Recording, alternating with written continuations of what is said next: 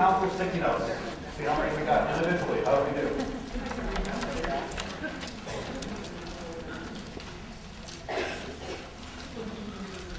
Because I have a prize for the winner. We've got the most sticky notes. Okay, so you know who's got more than 10? Okay, 20. 25. 25? Okay, 20, 30? No. But she's still conscious because somebody can tabulate. How'd you do? 24?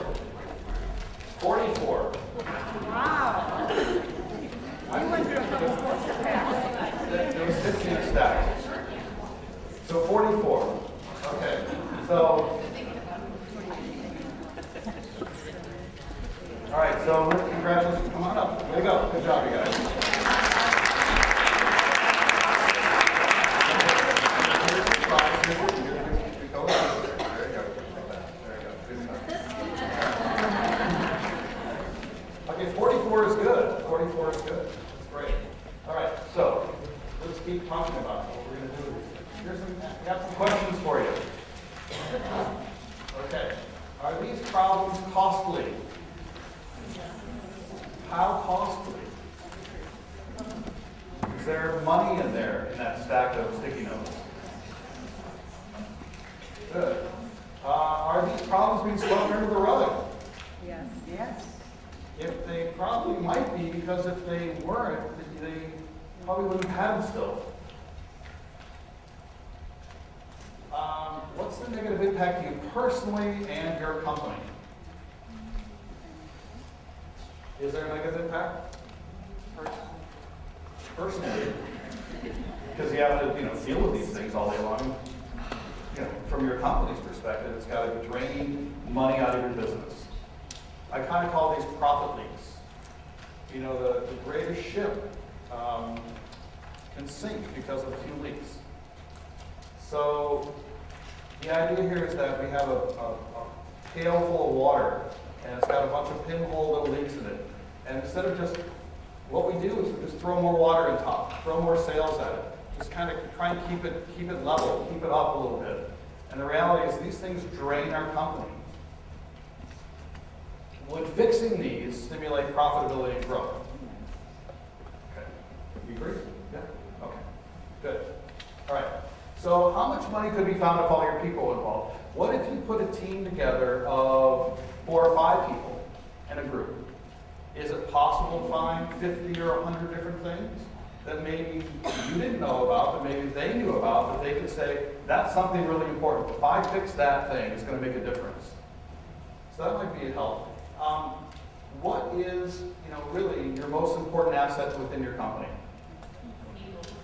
I thought it was your machines, or your trucks or something, or your computer system. It's definitely your people. They are your critical asset to set. Unless you can automate everything and just get robots to do it, then we need people. So it's critical that people have the best chance to succeed. Having processes in place, having problems and barriers that they deal with every day taken down, things that they can do immediately to make improvements are critical. They're just critical. So people are definitely your most important assets. What is true employee empowerment then? Anybody want to speculate? What? What is it? Give them the tools to fix the problems. Exactly. It's giving them the ability to find something that they can improve, and be involved. Get them a voice. Give the people within your company a voice to improve.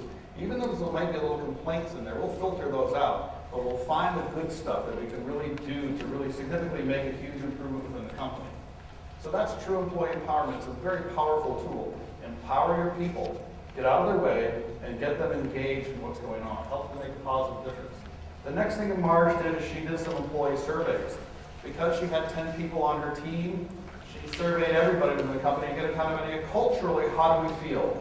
It's like a survey to say, how do we feel about the company's teamwork part of the organization? Are we headed in the right direction? Do I know what's going on within the company? Is poor performance tolerated? Get people engaged in your company to find out how they feel, because attitude controls your altitude. I think it's so important to have people that actually like coming to work, and really getting them engaged will get them to really feel empowered and feel good about wanting to come to work every day. So it's not just a job. The other thing is she looked at her financials over the last 3 years, and she compared them to standards in her industry. Was she meeting standards for profit and productivity and quality? Was she getting there? And what's the real target for her company over the course of the year? So she completed this stuff in the first month. We worked an hour a week for 3 weeks. We put our pit team together, we did some surveys, we did a snapshot of her financials, and it became crystal clear that she better do something about it. She better take some steps. So that she decided to engage in the process and go to the next month. It's a 12-month process. So here's what she did the second month. She took for her 120 problems and she started to sort of organize them and figure out, what am I going to do? It's too hard to look at 120 problems and start to immediately attack them. It's impossible, because it's kind of becomes a bit debilitating. It's kind of numbing when you look at all these problems and say, where do I begin? What do I attack first? What do I got to do to make a change? And this is really where most companies fail. They find something wrong, but they never implement the improvement. They never execute and get that problem corrected or improved. So what we're going to do is, what Marge did, she took our 120 problems and she put them into the 7 M's. So we're flip over your paper, okay? So now we're going to do something called the 7M analysis. And we're going to require, your sticky notes are going to be utilized now, okay? So flip over your paper, across the very top of the paper, put your 7 M's. And if you're with a company with more than one person, do it as a group now. Now you can come together as a company and do this together. So you'll need one sheet of paper for your company for all the 7 M's. Okay? So your 7 M's are what? Manpower, machinery, methods, material, money, management, and marketing. Every company has these 7 M's. So right across the board, the 7M analysis, get that started, and make some notes here. If you want to be fancy, you can draw a line between each of the columns, okay? So when you have that ready, now start to populate your 7Ms. But before you do, let me give you some examples. The idea here is to put it in the most appropriate column, okay? Put it in the best place that fits. Things related to your people or training or attitude are things that relate to your manpower. Machinery issues could be actual machines or computers or software issues. Methods are a process of how we do what we do. Materials are things related to materials, whether it's office supplies or raw materials that are used in a process. Money is, things relate to money, obviously, it's fairly straightforward. Management-related issues, and marketing and sales issues go in that column. Okay?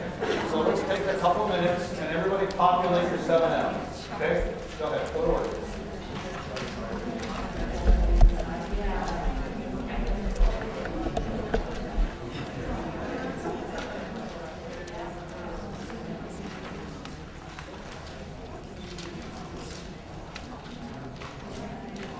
I'm going to come around and take a look. Any questions, raise your hand. Have to come over. Okay. That would be manpower.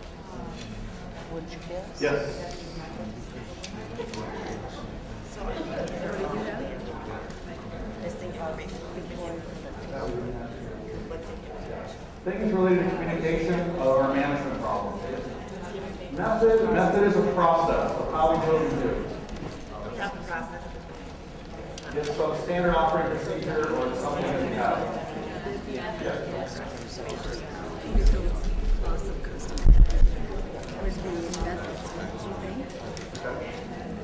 That may be a process, or it could be a sales issue.